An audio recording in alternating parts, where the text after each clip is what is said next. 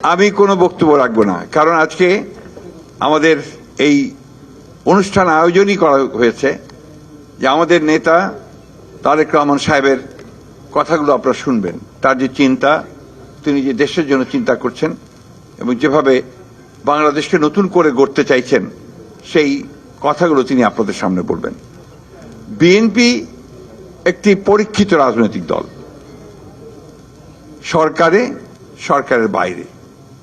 আমরা যখন সরকারে থেকেছি, আমাদের দলের প্রতিষ্ঠাতা শহীদ প্রেসিডেন্ট জিয়াউর রহমান তিনি বাংলাদেশে সংস্কারের যে মূল কাজগুলো শুরু করেছেন, একদলীয় শাসন ব্যবস্থা থেকে বহুদলীয় শাসন ব্যবস্থাতে নিয়ে এসেছেন। তিনি মিডিয়াকে ওপেন করেছেন, ফ্রি করে দিয়েছেন, ফ্রি মিডিয়া। তিনি অর্থনীতিকে মুক্ত করেছেন এবং অর্থনীতির আজকে যে অবস্থাটা আমরা দেখছি, সেই ভিত্তিটা তিনি কিন্তু তৈরি করেছিলেন শহীদ প্রেসিডেন্ট জিয়াউর রহমান। আমি বক্তব্য রাখবো, আমি এই কথাগুলো বলতে চাই যে বিএনপি হচ্ছে সেই রাজনৈতিক দল যে শীতাতাপ নিয়ন্ত্রিত ঘরের থেকে কাজ করে না। দীর্ঘ 15 বছর বিএনপি গণতন্ত্রের জন্য সংগ্রাম করেছে, লড়াই করেছে। বিএনপি 60 লক্ষ মানুষ মিথ্যা মামলার শিকার হয়েছে, 20,000 মানুষকে হত্যা করা হয়েছে, 1700 নেতা কর্মীকে গুম করে ফেলা হয়েছে। বিএনপি সত্যিকার অর্থেই একটা আগুনে পোড়া একটা রাজনৈতিক দল।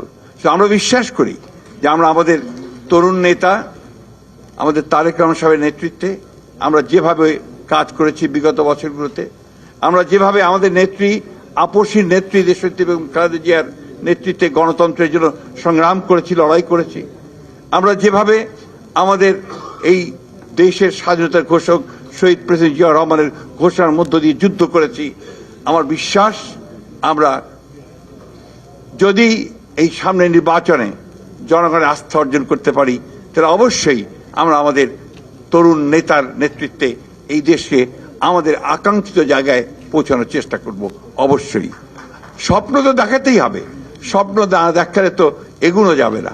এবং আমি বিশ্বাস করি যে স্বপ্ন তারেক রহমান সাহেব আমাদের দেখাচ্ছেন, আমরা সেখানে পৌঁছতে সক্ষম হব। আসসালামু আলাইকুম, ধন্যবাদ।